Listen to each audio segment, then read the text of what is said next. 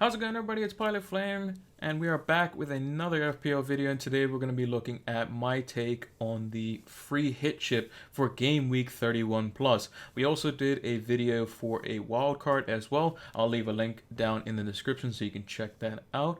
And without further ado, let's get started. So with the free hit chip, it's a 1 week punt in a sense. So you don't lose any value from your previous players. You get to keep all the ones that you would have for this week, and you get them next week instead. And you just get to basically build a free wildcard for 1 week and 1 week only. You obviously don't gain any value for any players that you bring in. However, it is effectively the 1 week punt chip. So I think I should, if you're going to play it, you should kind of use it accordingly. So if you're going to go for somebody a little bit riskier, or maybe someone who has a game week fixture that is very good for this week and this week only coming up in game week 31, then it's probably a good idea to potentially bring them in on the free hit.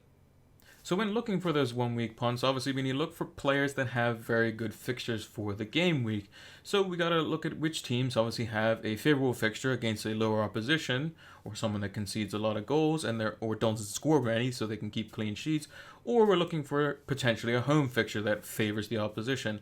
Obviously with the home fixtures kind of being a little bit different because there's obviously no fans in the stadium, could be less value in that. However, it's still something to kind of take a look at. So what are some of the good fixtures? Well, we have Arsenal, who are away to Southampton, which is going to be a better fixture on paper due to the lack of fans in the stadium. We also have Leicester versus Brighton.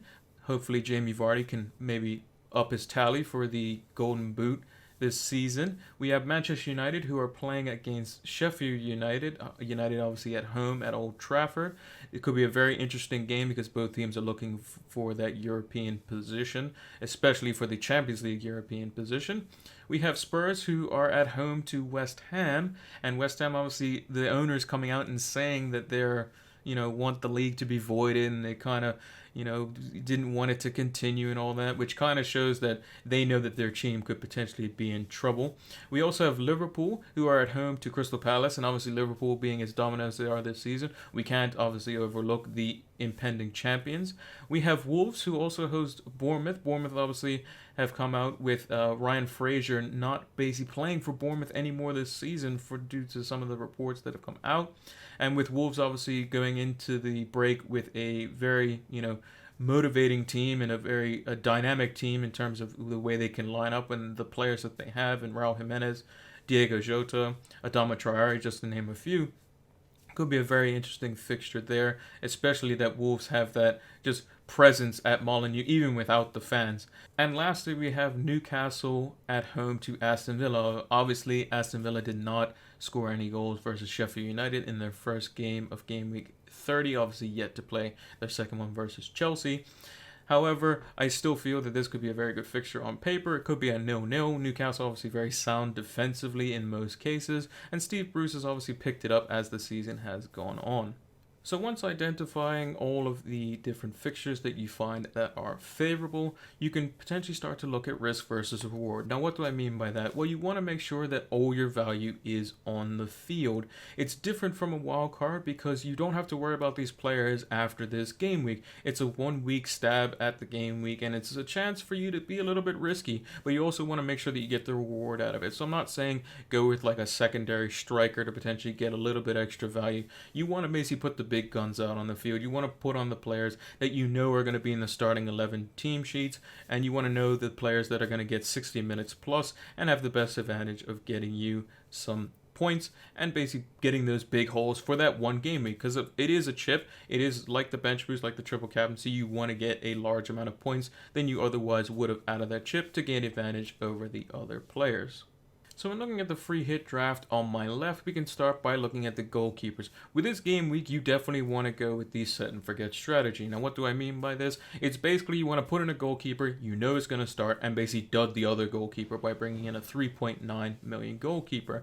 In this case, we have a couple of different options. We can go with Nick Pope in Burnley, who has a home fixture. We also have Rui Patricio as a home fixture, like we said, versus Bournemouth. That could also be quite good.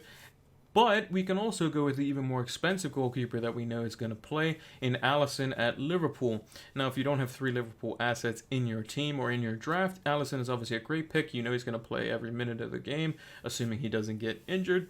And you know that he's going to start for the team and probably is the first name on the team sheet when Liverpool actually play. Moving into the defense, you definitely want to have a premium Liverpool defender, whether that be obviously combined with Alisson or not. I still think that you should have at least Alisson or one of these defenders in Robertson and Trent Alexander-Arnold. They provide so much value, so much set-piece play, and are just great attacking as well as defensive assets for their team. You also want to be looking at some of the cheaper Wolves options, so Roman Saiz or Willy Bolly, or if you want to go for more of a higher expense player, you can go with Matt Doherty, playing the wingback position for Wolves. But I think the cheaper option is a lot better here. It's just a lot safer and obviously balances the team budget a little bit better. And then Manchester United are obviously playing Sheffield United, so you can go with somebody like Luke Shaw, who's maybe not necessarily going to start, but he could be a differential option. You can go with Aaron Wan-Bissaka and Harry Maguire, who you know are going to start and could provide some potential threat from set pieces or out wide for Aaron Wan-Bissaka's case. And it is against Sheffield United, who is typically a team that does keep teams out. However, they didn't have very many chances versus Aston Villa, although one of them was denied from them, even though the ball definitely went over the line. However, they didn't have very many chances versus Aston Villa in the grand scheme of things, so it could be a very good option in this regard. Moving on to the midfield, you can see that we have the crucial omission of Kevin De Bruyne. Now, why is this? Well, if you're like me and you brought Kevin De Bruyne in Game Week 30 plus, if you use the free hit, you obviously still keep the value on him, and you can use him for the future game weeks. However, he doesn't necessarily have the greatest fixture this game week, so it could be a very good idea to omit him, even though he is a very good FPL asset overall. You may just find that you get better value out of a 1 week punt for Heung-min Son, who plays West Ham this game week, or even Sadio Mane for the game-defining, league-winning title game for Liverpool versus Crystal Palace, depending on how the fixtures go in the rest of Game Week 30. We also have a cheaper option in the midfield for Manchester United in Martial. This could also be Bruno Fernandes or Paul Pogba, as they're all likely to become eventual starters and the first names on the team sheet without any risk of rotation, even though Solskjaer has mentioned that he can't just, flog the players for 90 minutes straight game in, game out. But we know that some players obviously have to play 90 minutes, and those guys are going to be important for United in scoring goals and vying for their Champions League spot. And lastly, we have the more enabler-like midfielder in Harvey Barnes. You could also potentially, if you have a bit more cash, you can replace him for Sarr, who's also very good for Watford, although he has the away fixture, and Harvey Barnes just seemed to be a bit more valuable at his price, and with the fixture versus Brighton, could prove to be very worth it. Also, we have just a cheap midfielder, Guendouzi. He did start for Arsenal, he's 4.2, and could be your one substitute that you have in your bench.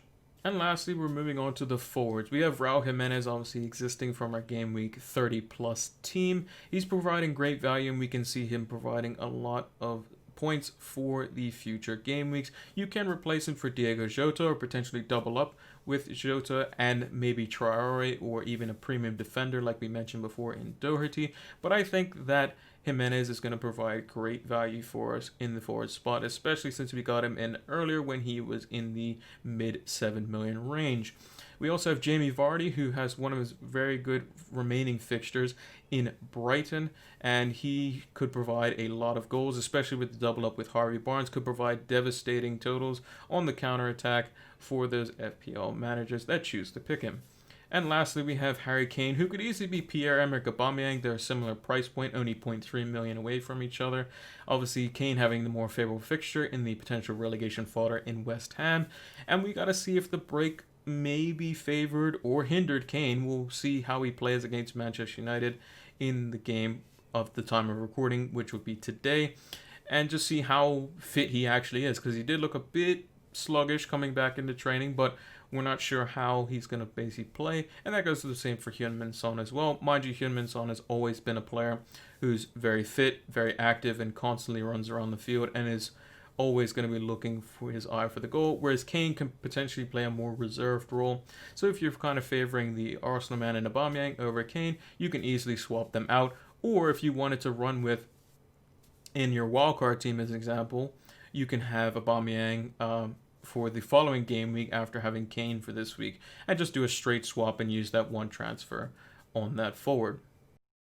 That's going to do it for this video. Make sure to check out our wildcard video that we did as well for Game Week 31 Plus. The link is down in the description. Make sure to leave a like if you enjoyed the video. Make sure to comment. Let me know what you're doing this week. If you have your free hit, if you have your wildcard, if you have both. Make sure to subscribe if you're new as well. We've been gaining a few people over the last few days because of the content we've been putting out, so that's always appreciated. And make sure to turn that notification bell on so that you can see when the new videos come out. We also are over on Twitter and Twitch, PilotFlame226, so make sure to give us a follow over there and turn those notifications on as well so you can see when we stream. We typically do our Game Week discussions over on Twitch, as well as play many other games as well. And with Twitter, you can see when and where we post our videos for YouTube, as well as when we go live on Twitch. So that's going to do it for this week. Hope you all enjoyed it, and until then, we'll see you in the next one. Take care.